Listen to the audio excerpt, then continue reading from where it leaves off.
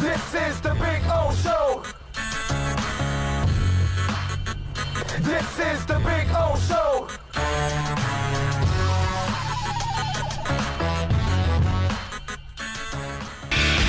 I love talking football with Warren Sharp. I always have fun with him on the show. And, of course, you can follow him on Twitter at Sharp Football, Sharp Football Analysis. Go to the website, sharpfootballanalysis.com or sharpfootballstats.com. He's got the book out already. You can purchase the book, and you can become a smarter football fan. That's what it's all about. Warren, how you doing, baby? Hey, I'm doing great. How are you? Can't complain, my brother. We are hoping that we get a football season here. You know, Warren, I was thinking about it. It's going to be a chaotic type of situation this year, considering everything our boy Flores went through last year, where it was chaotic and he was bringing people off the street and starting them and then cutting them and bringing new people. He was kind of in that chaotic state all of last year. Is that a positive going into this season? I don't think it's a negative. I don't know. He can use that a little bit to his advantage. I definitely don't think it's going to be something that he would forget. And look, I think that the needle is pointing up for your team, especially on the defensive side of the ball. And this season is really about how can you do things differently than other teams to take advantage of the confines of the rules that we're dealing with, from the lack of practice time up to this point in time of the season in person with guys, and then what we're doing during the course of the week with these players and how we're getting them ready for games. This year, more than any year in the past, there's going to be 32 different opinions and perspectives on that. Every single team's going to do things a little bit differently. Can you find any edges in that process? And if you feel like something's not working for you, how quick are you to adapt your process between games and the access to players and test results and things of that nature? If guys do come back positive, how are you changing and modifying things so that you can improve, after just a couple of weeks, as opposed to make the whole season be impacted by this? When you say things are looking up for the Dolphins, the other thing I see, Warren, if you get a healthy X, with this secondary now drastically improved, I don't think you're going up against the most accurate passers and the most consistent passers in this division. How do you see the Dolphins secondary faring against the quarterbacks in the AFC East?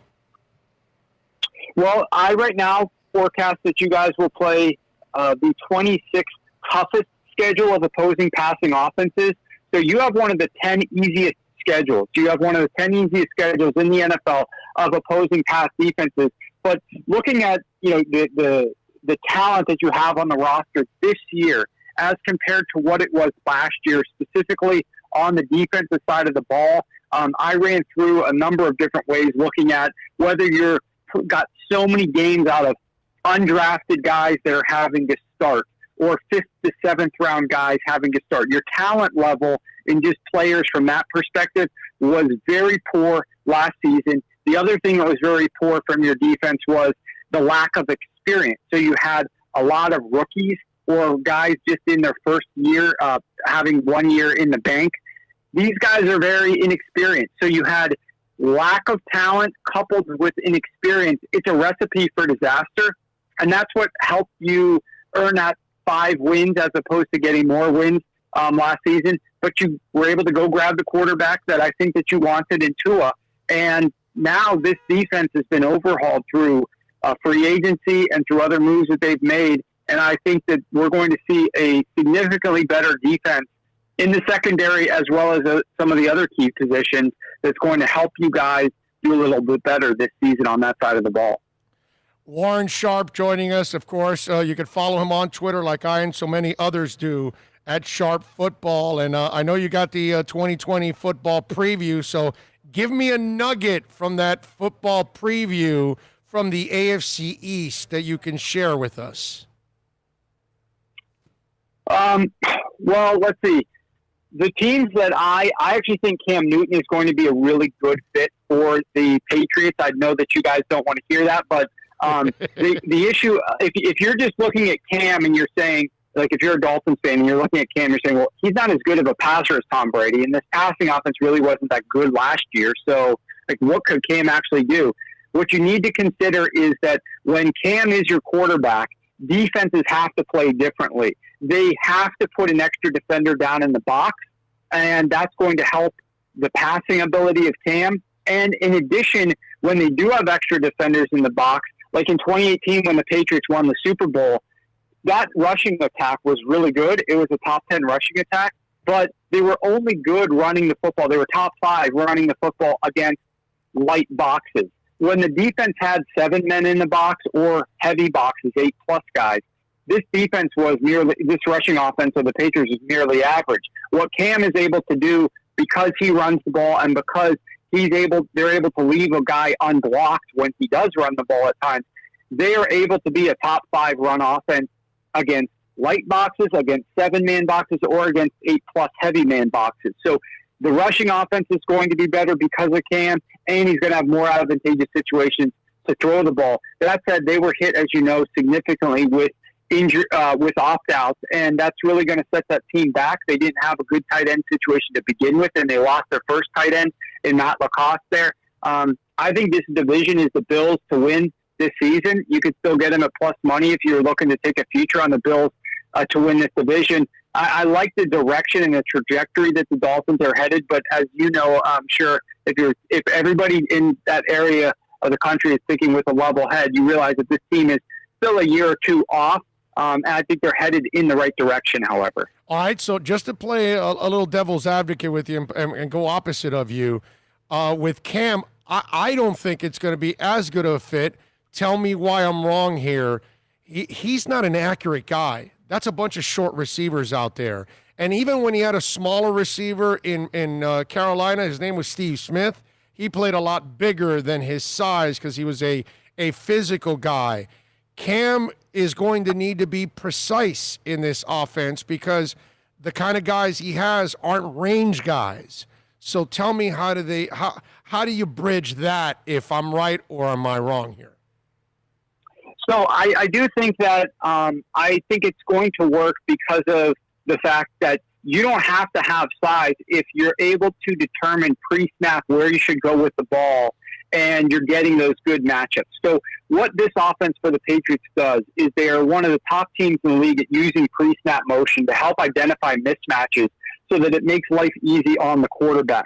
Josh Daniels is going to be able to do a lot of different things up there with this offense because Cam Newton is there that he wasn't able to do with Tom Brady. And so I think that there are going to be more opportunities. And I do believe that, look, let's use another quarterback in your division who's very inaccurate in Josh Allen. Josh Allen, one of the things that they decided to do before when he was a rookie, they brought on these tall, slower guys, okay? And they thought, well, he's got a big wingspan, and so it's going to help improve accuracy because you don't have to be dead on the numbers. You just have to throw him the ball, and these guys can out-jump or out-catch it. But what we found is they could get no separation, so the defender was always hanging around them.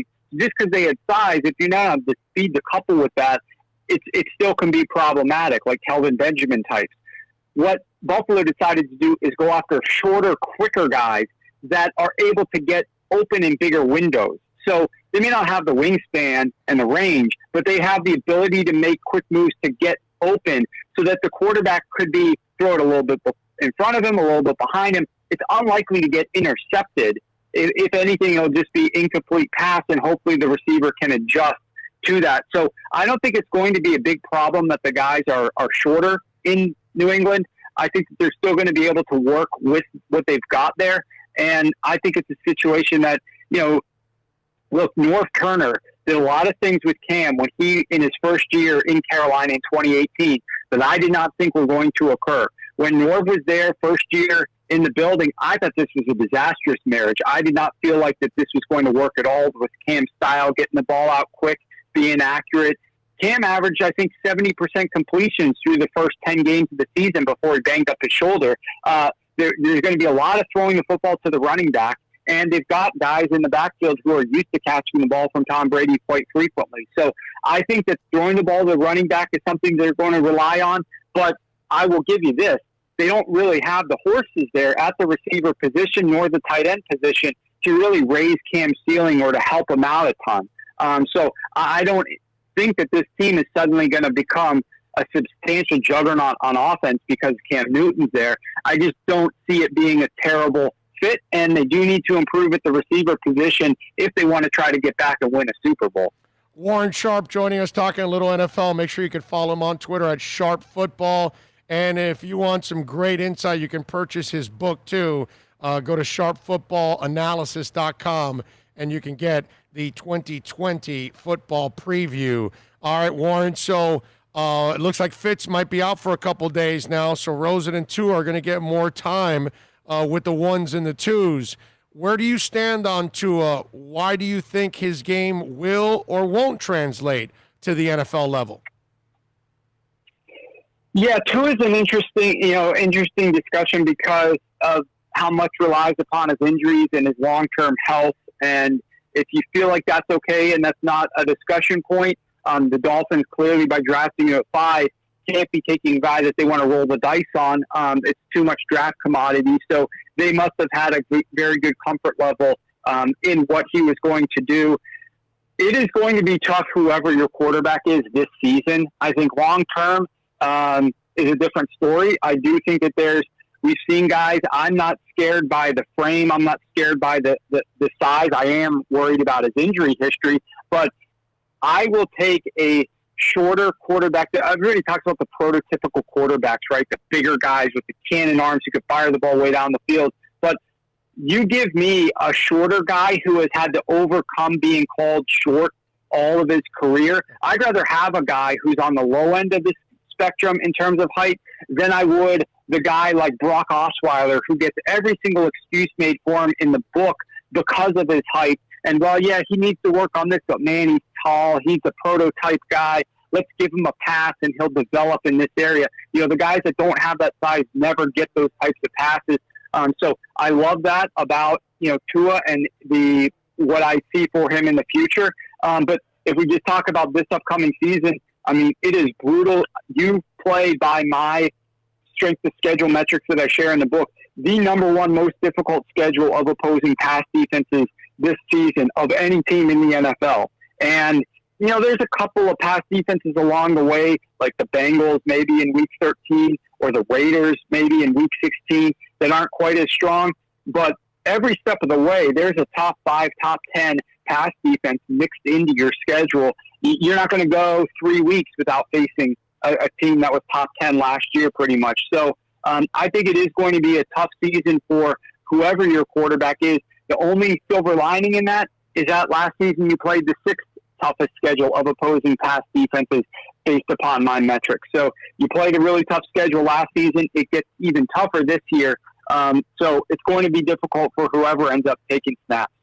That's interesting, Ben. So let me ask you, when you were you a Justin Herbert guy, because he's the prototypical guy, but I never saw the wow games. I never saw him really show me explosive stuff with his arm and big time games. He had some moments. So I'm wondering, where do you fall with the prototypical guy? Which, I mean, if you had to design a quarterback, Justin Herbert is perfectly designed to be that quarterback. But will he be the player that people think he might be or might not be? Yeah, I was actually a little bit down on Justin Herbert for some of the things that I saw in that offense. I'm always leery of a team that has a stud, prototypical stud quarterback, and they end up running the ball a fair amount. And that's exactly what we saw when Josh Allen played at Wyoming. It's like, how often does a blue chip stud quarterback who should be drafted at the top of the NFL draft come to Wyoming? And then why would you be a run-heavy offense with a guy like that? Like, you would think if he's as good as Build, you would lean into him a little bit and throw the football a little bit more. And it's a little bit of what we got from Herbert. Not that I'm saying he's going to bust, but I was just higher on some of the other well, obviously Joe Burrow. I loved what I saw, one-year wonder potentially, but I really liked the things that he was doing at LSU, of course, like everybody else across the country. That's not a unique opinion.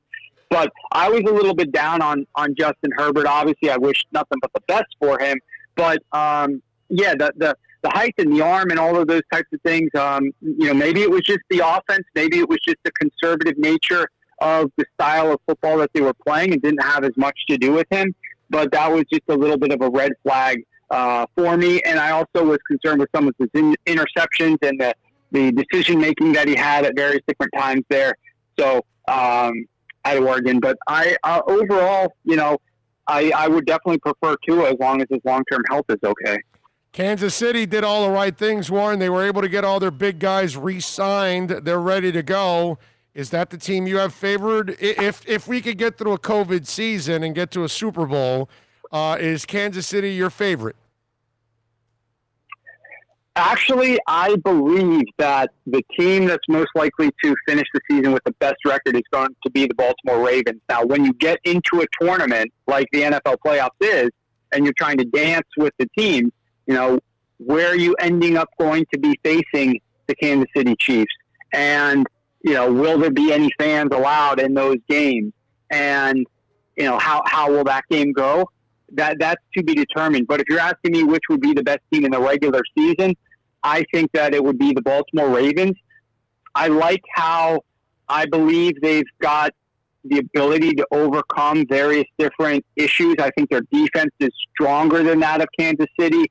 I like how unique an offense this is, and I think that that's difficult for opponents to prepare for on such a short week. And if you take a team like the Chiefs, and people forget, like the Ravens were 14-2 last season.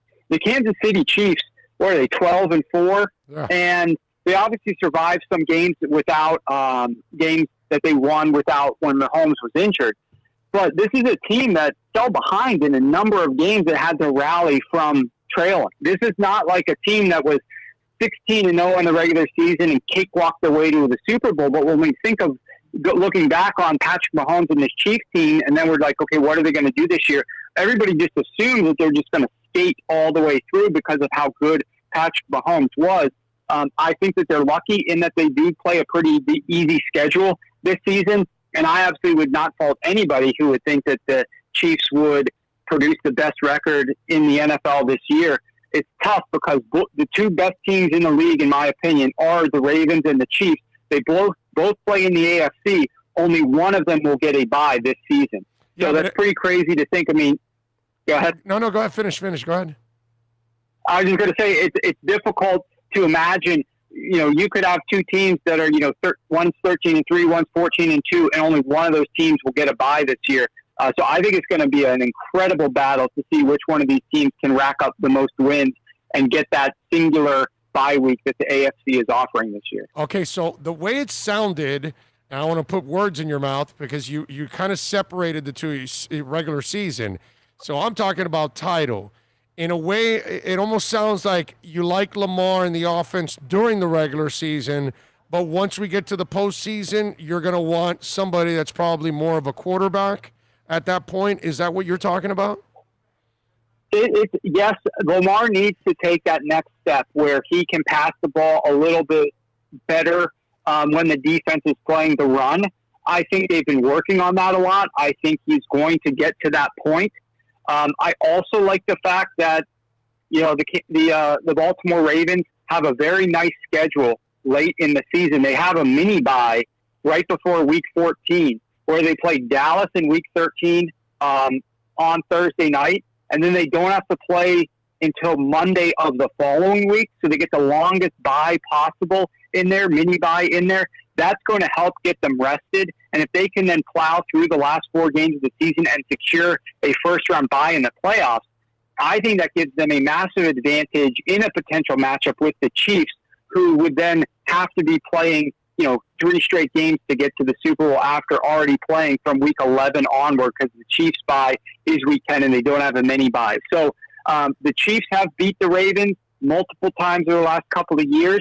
I kind of would have to give it to them until the Ravens, unless I see something great out of Lamar. But I'm just saying that I think the schedule bodes well for the Baltimore Ravens if they can secure that first-round bye, where I do think it's a coin flip as to which one of those teams makes it to the Super Bowl. But if the Chiefs have that first-round bye and the Ravens do not, at that point, I would think that the Chiefs deserve to be favored to win the Super Bowl.